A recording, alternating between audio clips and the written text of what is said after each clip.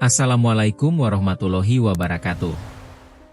Balik lagi dengan kami di Kusmirat Official. Kali ini kami akan mencoba membawakan cerita tentang mitos ban goib Dewi Lanjar yang sangat terkenal di kalangan masyarakat. Apa-apa saja sih fakta-fakta dan mitos-mitos yang berkaitan tentang Dewi Lanjar? Yuk kita simak video lengkapnya. Fenomena mengenai uang gaib atau ban gaib Dewi Lanjar merupakan salah satu urban legend paling populer di wilayah pesisir utara, Pantura, Jawa, khususnya Pekalongan. Dewi Lanjar sendiri dikenal sebagai ratu penguasa laut utara yang konon memiliki kekayaan luar biasa dan sering dikaitkan dengan praktik pesugihan. Berikut adalah penjabaran mendalam mengenai fakta, mitos, dan cerita mistis seputar pesugihan ban gaib Dewi Lanjar. 1. Asal-usul nama dan legenda Dewi Lanjar. Dewi Lanjar awalnya adalah seorang manusia biasa bernama Dewi Rara Kuning. Dalam bahasa Jawa, kata Lanjar merujuk pada seorang janda muda yang belum memiliki anak. Nama ini melekat padanya karena ia kehilangan suaminya tak lama setelah menikah, yang membuatnya sangat terpukul dan memutuskan untuk pergi mengembara guna mencari ketenangan. Dalam perjalanannya, ia bertemu dengan penguasa Laut Selatan, Nyi Roro Kidul. Atas perintah Ratu Kidul, ia ditugaskan untuk menjaga wilayah pantai utara Jawa. Ia dipercaya telah mengalami proses moksa, menghilang dari dunia nyata ke dunia gaib, di Pantai Selamaran, Pekalongan. Itulah sebabnya, Pantai Selamaran sering dianggap sebagai pintu gerbang menuju keraton gaibnya. 2. Konsep ban gaib dan penarikan uang gaib. Mitos tentang ban gaib muncul dari keyakinan bahwa Dewi Lanjar memiliki gudang harta yang tidak terbatas. Orang-orang yang terdesak secara ekonomi seringkali tergiur oleh tawaran oknum, dukun, yang menjanjikan bantuan dana instan dari sang ratu. Pemberian harta. Konon, uang yang diberikan bukanlah uang asli yang dicetak ban, melainkan harta yang berasal dari alam gaib yang bisa bermanifestasi menjadi uang di alam nyata. Syarat pinjaman. Disebut ban karena menurut cerita, harta tersebut bukanlah pemberian cuma-cuma, melainkan pinjaman yang harus dibayar dengan bunga yang sangat mengerikan, yaitu nyawa manusia. 3. Ritual dan larangan. Serba hitam. Untuk berhubungan dengan pihak perbankan gaib ini, pelaku pesugihan harus mengikuti ritual khusus yang sangat spesifik.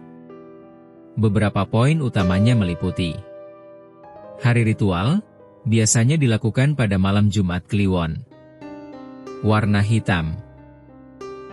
Pelaku wajib menggunakan pakaian serba hitam dan membawa sesajen berwarna hitam, seperti ayam cemani, kopi hitam pahit, dan ketan hitam. Hitam di sini melambangkan kesedihan dan kegelapan, merujuk pada latar belakang Dewi Lanjar yang menjadi janda saat masih berduka. Meditasi di tepi pantai. Pelaku harus melakukan meditasi atau tapa di bibir pantai Selamaran hingga sosok sang ratu menampakkan diri dengan dikawal oleh barisan jin. 4. Cerita mistis, tumbal manusia yang mengerikan. Salah satu sisi paling kelam dari pesugihan ini adalah kisah tentang tumbal. Konon, kekayaan yang didapatkan tidak bertahan selamanya jika pelaku tidak memenuhi tagihan nyawa. Jembatan nyawa. Ada mitos yang menyebutkan bahwa di istana gaib Dewi Lanjar terdapat jembatan megah yang dibangun bukan dari batu atau semen, melainkan dari susunan tubuh manusia, jiwa-jiwa para pelaku pesugihan atau keluarga yang ditumbalkan. Pagar istana. Korban pesugihan diyakini akan diperbudak selamanya di alam gaib. Bahkan ada cerita yang menyebut mereka dijadikan sebagai pagar atau pilar bangunan di istana sang ratu. Anak kandung. Salah satu syarat paling berat yang sering muncul dalam cerita masyarakat adalah penyerahan tumbal berupa anak kandung atau anggota keluarga yang paling disayangi sebagai jaminan kekayaan. 5. Mitos anak hilang di Pantai Selamaran. Hingga saat ini, jika ada anak-anak yang hilang saat bermain di sekitar pantai di Pekalongan, masyarakat setempat sering mengaitkannya dengan Dewi Lanjar. Mereka percaya anak tersebut diambil oleh sang ratu untuk dijadikan anak angkat di kerajaannya, atau lebih buruk lagi, dijadikan tumbal oleh seseorang yang sedang melakukan ritual pesugihan di tempat tersebut. 6. Realitas sosial dan bahaya penipuan.